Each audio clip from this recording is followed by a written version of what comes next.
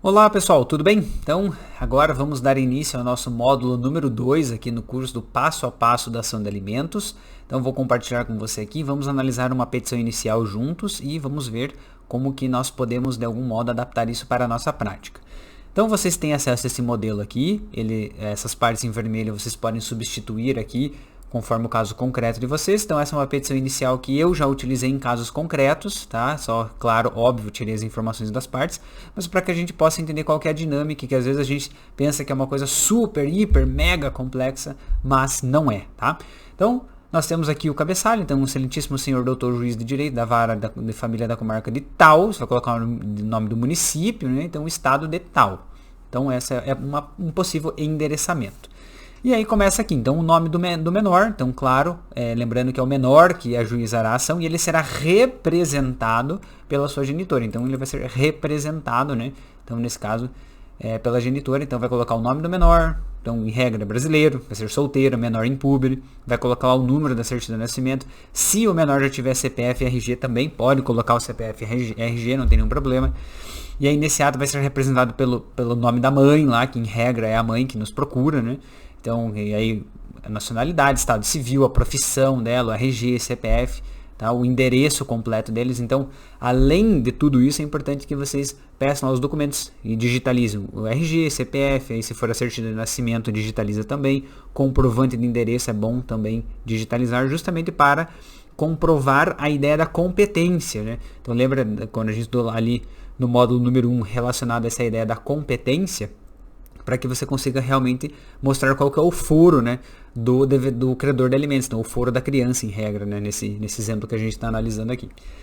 E aí, depois de tudo isso, nós vamos colocar o nosso nome, né, o endereço do advogado, o nome do advogado brasileiro, estado civil, o número da OAB, dos senhores e das senhoras, o endereço do escritório, ok? E aí coloca aqui centralizada a ação de alimentos, ok? Claro, uma questão, André, eu tenho que seguir esse padrão aqui, eu tenho que colocar formatado dessa maneira? Não, fica a seu critério. Hoje em dia, né, com a ideia do processo eletrônico em si, você acaba tendo algumas opções para você formatar de uma maneira diferente.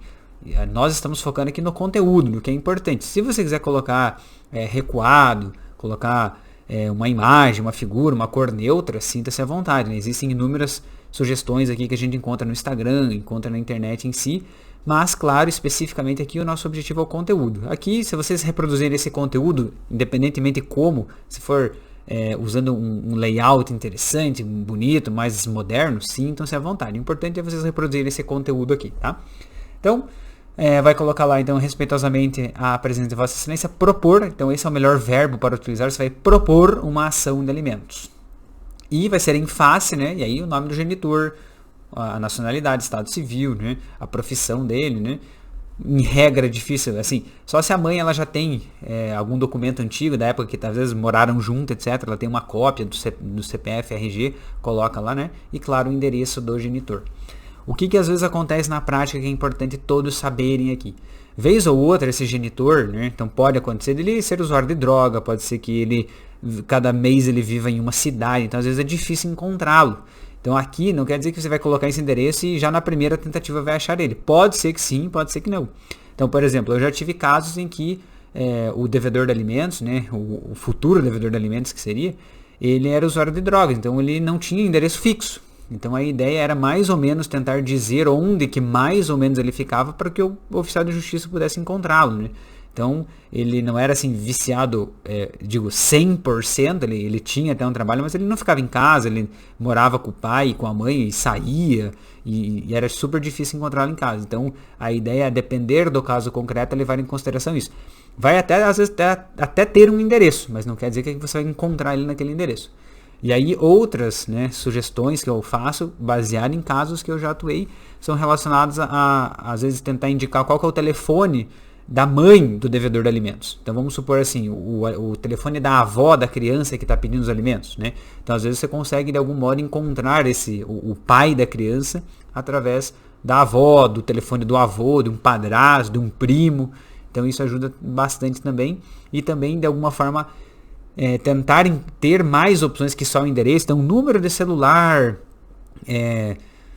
o local do trabalho ajuda justamente porque aí o oficial de justiça ele pode tentar entrar em contato por meio do telefone, tentar entrar em contato com o pessoal do trabalho para tentar viabilizar isso, né? Porque a gente viu que se porventura não for possível lá pelo correio, não for possível pelo oficial de justiça, haverá citação por edital. Mas antes disso tem que tentar esgotar tudo o que existe.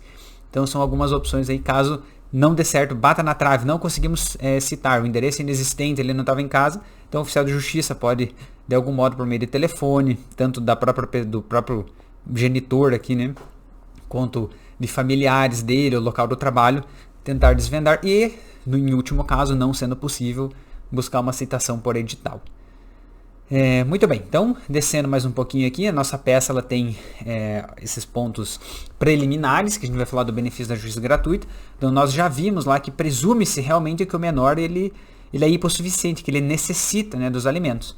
Então, eu coloquei aqui um título que é um padrão, né, que informa o requerente que não possui condições de arcar com as custas e despesas processuais, sem prejuízo próprio de sua família, haja vista ser menor razão pela qual requer a concessão dos benefícios da justiça gratuita.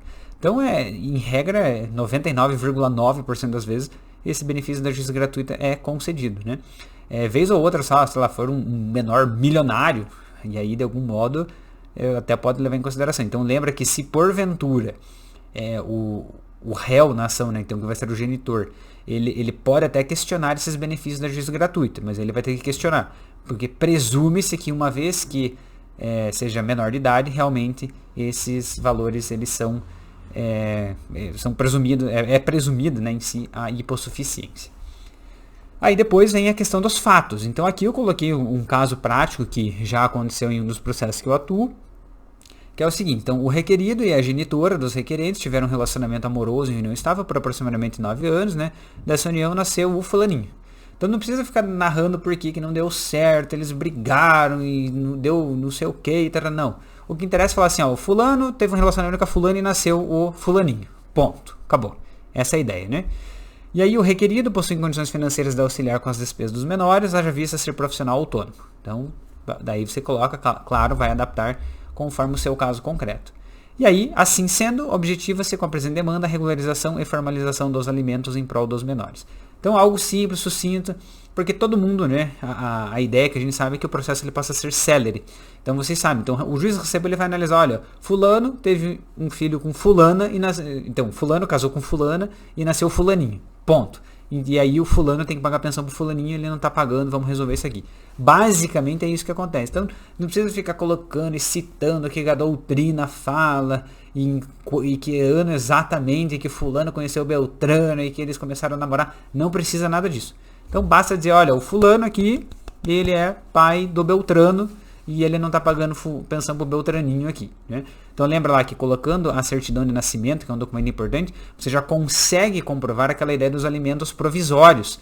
Lembra que a gente estudou lá que a própria lei, né, o próprio rito dos alimentos acaba dizendo que uma vez que o juiz receba a petição inicial e ela esteja lá com os requisitos preenchidos, desde aquele momento ele já vai fixar esses alimentos provisórios. E os alimentos provisórios você consegue comprovar justamente essa vinculação, né, entre pai e filho através da certidão de nascimento, e o juiz já vai fixar desde esse momento, tá? Mais para baixo a gente vai ver especificamente essa ideia aí desses alimentos provisórios, tá?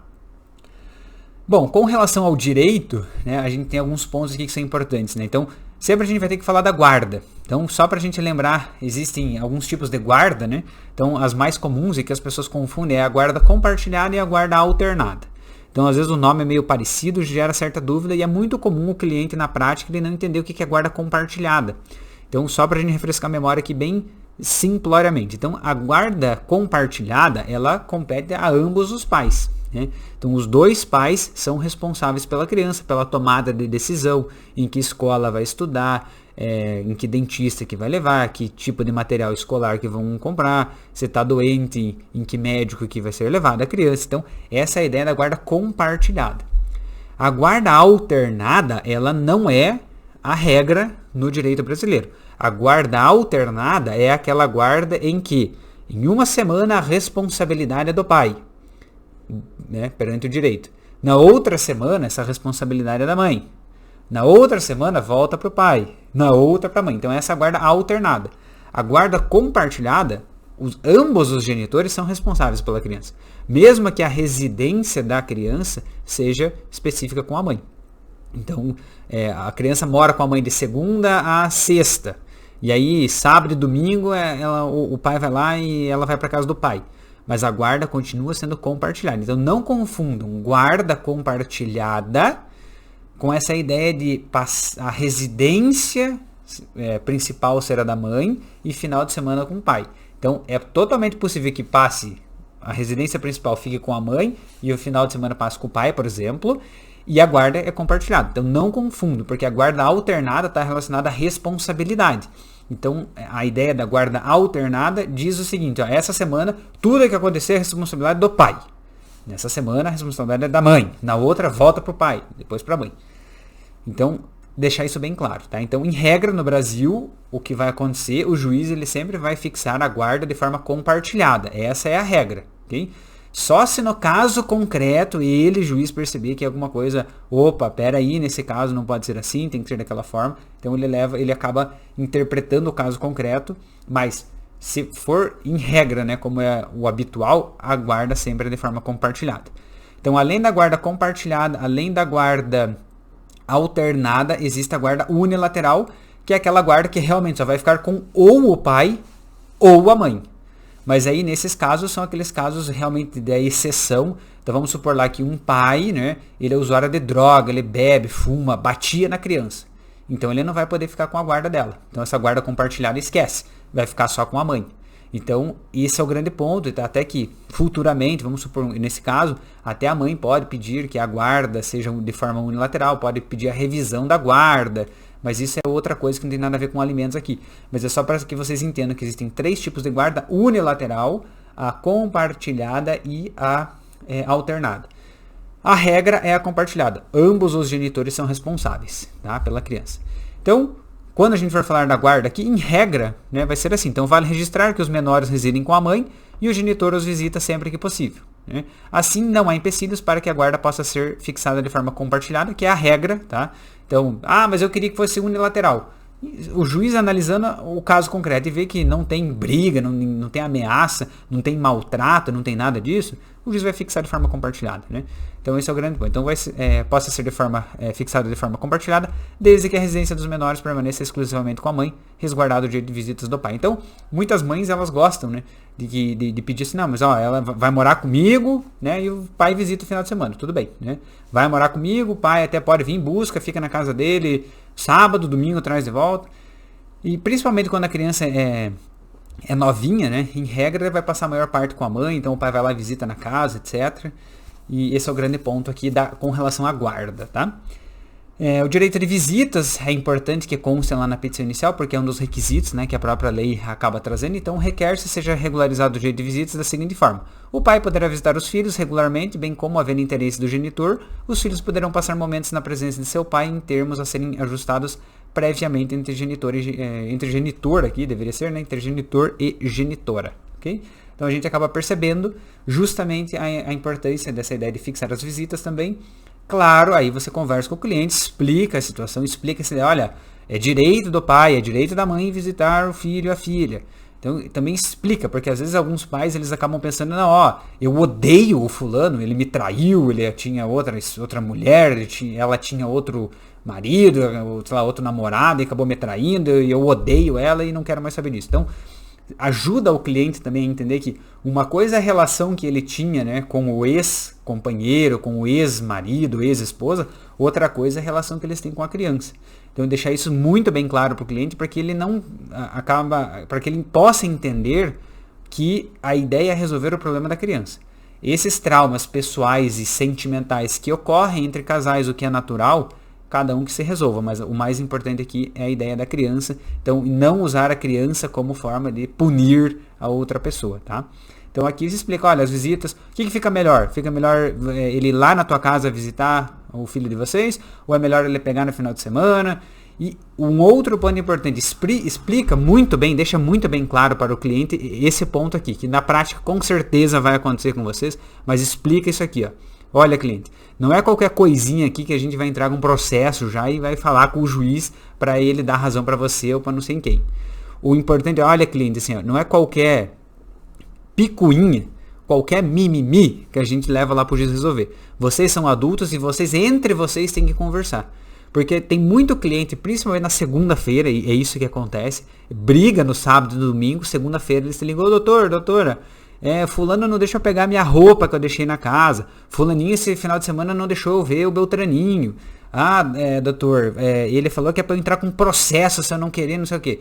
Então não adianta movimentar o judiciário se essas pessoas não querem se conciliar. O mais importante aqui é ajudar essa conciliação. Explicar, antes de entrar com um processo, né, como as pessoas gostam de falar, antes de ajuizar uma demanda, né, em face do credor, do devedor de alimentos, mudando alguma coisa, questionando, etc., conversa. Olha, fulano, não adianta movimentar a máquina judiciária se vocês aqui estão brigando, vai chegar lá, o juiz vai dar uma decisão que nenhum de vocês dois vai gostar. Então conversa, explica isso para o cliente, porque é certeza que isso acontece. Então eles acabam querendo que você advogado, você advogada, resolva o rolo deles, né, que eles se envolvem, parecendo assim, fale com o meu advogado, agora eu não tenho mais nada a ver com isso, só fale com o meu advogado que eu não tenho como resolver.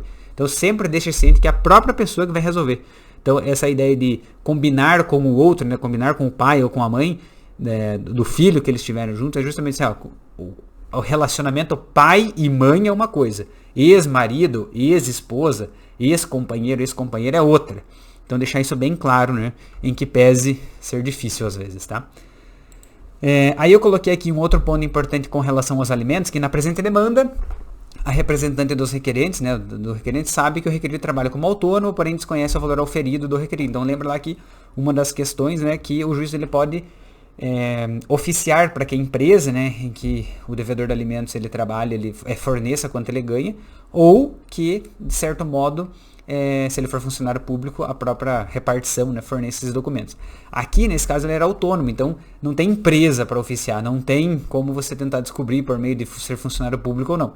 Então você vai tentando fazer alguma estimativa, né?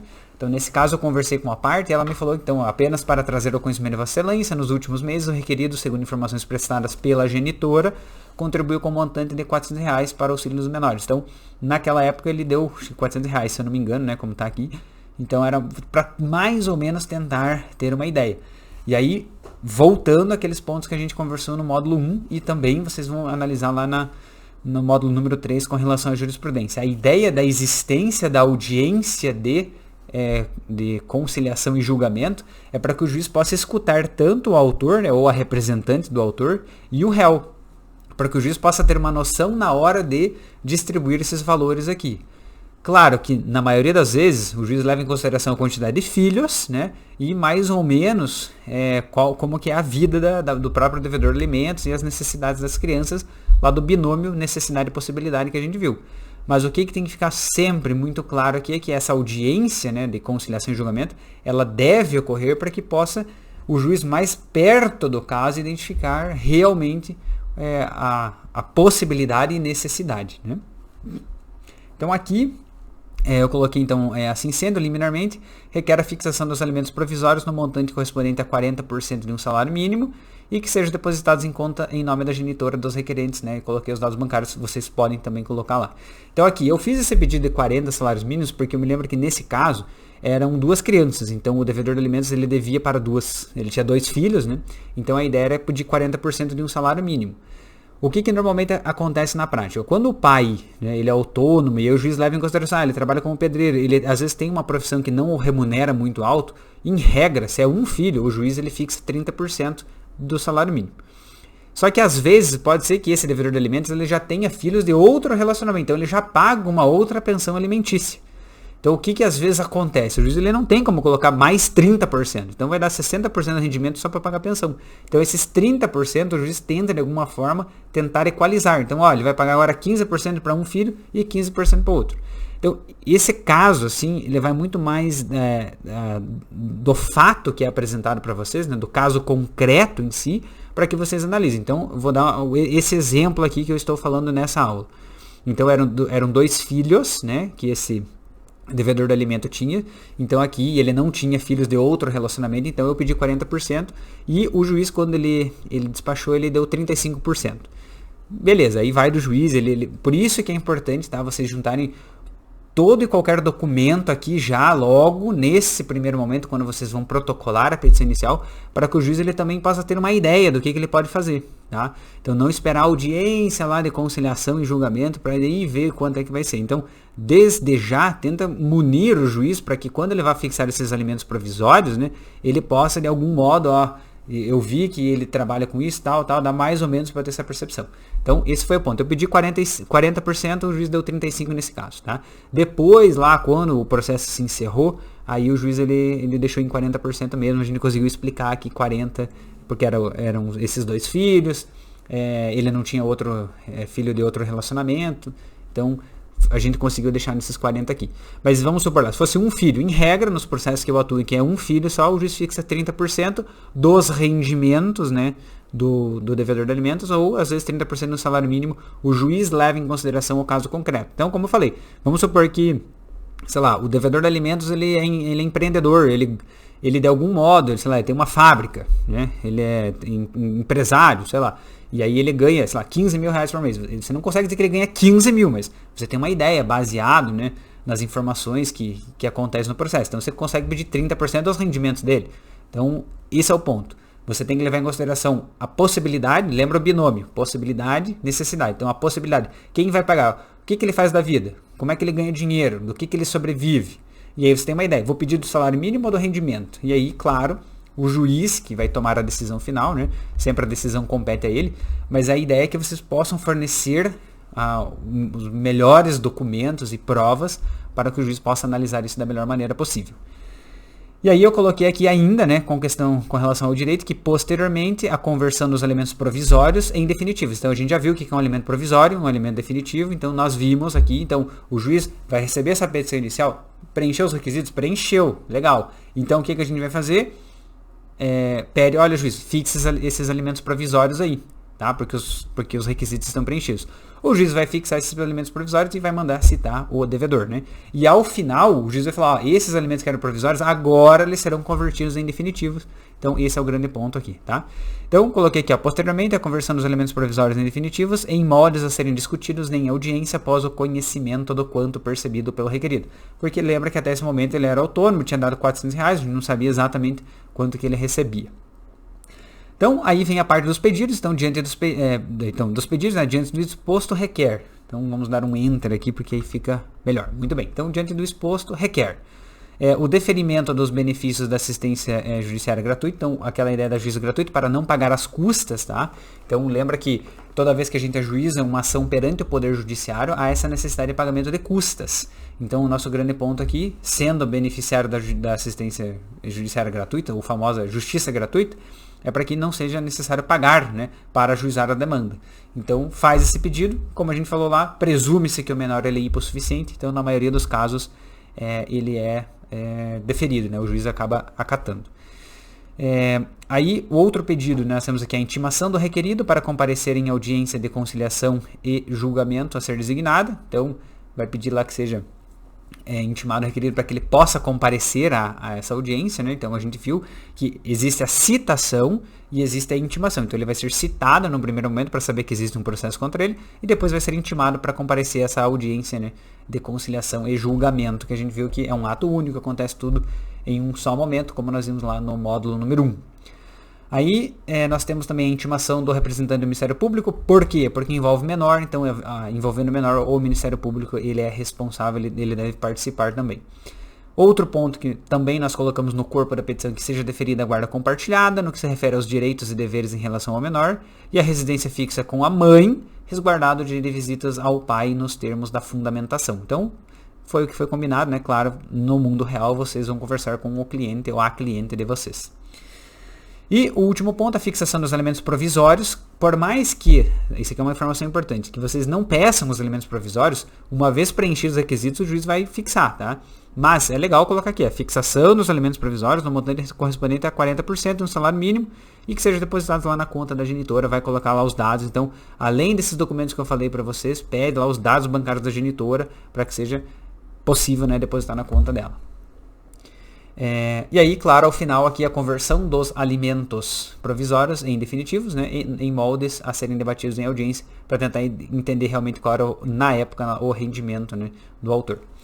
E aqui temos lá protesta, aprovar ou alegado por todos os meios de prova, em direito admitido, em especial a documental. Então esse aqui é o padrão que a gente coloca. Então, claro, em um primeiro momento você vai juntar tudo que você tem no documento, porque se porventura precisar ouvir as partes lá na audiência de conciliação e julgamento, aí vai ouvir, vai produzir prova testemunhal, né, prova oral, depoimento pessoal, etc.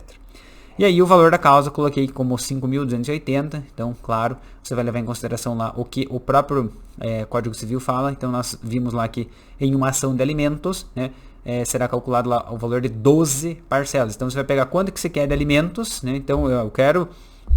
sei lá, eu vou dar um exemplo aqui para facilitar a conta. Então, quero que seja pago R$1.000 de alimentos por mês. Então, o valor da tua causa vai ser R$12.000, porque você vai pegar o valor, né, de cada prestação e multiplicar por 12. E aí, nesses termos, pede deferimento, vai colocar a cidade, o estado que você tem, a data completa, o seu nome e o número da sua OAB, ok? Então, aqui nós temos esse modelo de petição inicial, é um exemplo. Teremos mais uma aula falando a respeito de um outro exemplo, mas o que vocês acabam percebendo e o que é importante vocês terem aqui em mente, tá? O grande ponto quando a gente fala a respeito de modelos, etc., é que vocês entendam qual que é a lógica, como que se constrói isso. Então, deixa eu voltar aqui para a tela toda, fica melhor. Muito bem. Então, você tem que entender a lógica do negócio. Então, qual que é a lógica? Você tem um cabeçalho, você vai colocar o autor, né, vai qualificá-lo, vai colocar o nome da ação, então, propor ação de alimentos. Vai qualificar o réu, né, de quem você quer os alimentos. E o que você tem que entender assim, vou colocar os fatos, vou colocar o direito e o pedido. Os fatos vai conforme o caso real mesmo que vocês estarão advogando. Então, aconteceu isso aqui e tal, tiveram um relacionamento, então é bem simplório, vocês viram. Tiveram um relacionamento, nasceu o fulaninho e o genitor tem que pagar alimentos. Ponto, um exemplo, né? Se for um outro caso lá, que a gente viu que é possível alimento entre cônjuge. Então, fulano foi casado com Beltrana, se divorciaram, acabou não dando certo, e o fulano tem que pagar pensão para a Beltrana, porque a Beltrana parou de trabalhar quando eles casaram e ela ainda precisa se recolocar no mercado de trabalho. Fechou, ok? Ou, fulano teve um relacionamento com fulana, foram companheiros, viviam onde estava, agora não vivem mais, só que a Beltrana precisa de dinheiro para poder pagar suas contas e sobreviver, e até que ela possa arranjar um novo emprego. Então, por isso que nós estamos aqui. Então, é bem simplória essa ideia dos fatos, né? O direito, ele acaba se mantendo o mesmo também. Então, se vocês quiserem usar essa fundamentação ali do direito, fechou. Fala das visitas, fala de como vai ser a guarda e da questão dos valores. Então, isso são sempre pontos importantes. Então, as visitas vão ocorrer normalmente, o pai pega o filho na casa da mãe, fica o final de semana, depois vai lá e entrega a criança de novo, ou o pai vai ter que visitar a criança lá na casa da mãe. Então, isso vocês vão ter que estipular lá no mundo real mesmo. E a questão da guarda, como eu falei, em regra vai ser a guarda compartilhada. Aí você vê lá, no caso concreto, a questão realmente ou da guarda unilateral ou da alternada. Então, em regra compartilhada.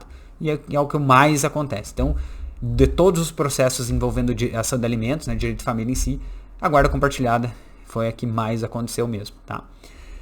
Aí, novamente, a questão dos pedidos. Então, vai seguir a mesma ideia, o mesmo padrão. Então, você vai pedir que a justiça é gratuita. Você vai informar lá que você quer intimação para que ele compareça à audiência. O Ministério Público participar. Que o elemento provisório vire definitivo.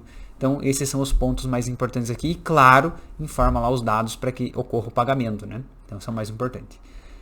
Muito bem, então vencemos aqui essa primeira aula do módulo número 2. Claro, ela fica extensa porque a gente vai comentando, trazendo a questão prática mesmo para vocês.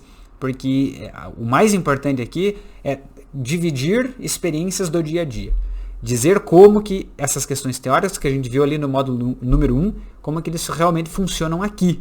No dia a dia, você lá com o cliente, como que o processo funciona, como é que acontece, o que você tem que pedir, o que é importante lembrar. E são coisas que, infelizmente, né, na faculdade a gente acaba não aprendendo, não tem um livro que traz todos esses mínimos detalhes, a gente vai aprendendo na prática. Então o curso aqui também é uma forma de certo modo tentar auxiliar, né? Ele não é absoluto, como nenhum livro é absoluto, a faculdade não é absoluta. Aqui a gente percebe alguns pontos da prática que tenta compartilhar com vocês aqui para que vocês possam ter sucesso e, claro, ganhar velocidade, né, e qualidade e não perder tempo com, às vezes, pesquisando algumas coisas adicionais. A gente traz aqui a experiência própria, tá bom? Então esse arquivo aqui desse modelo está disponível para vocês aí para download também, e sempre qualquer dúvida ou problema estamos à disposição aí, tá bom? Muito obrigado, pessoal, e eu vejo todos na próxima aula. Até mais!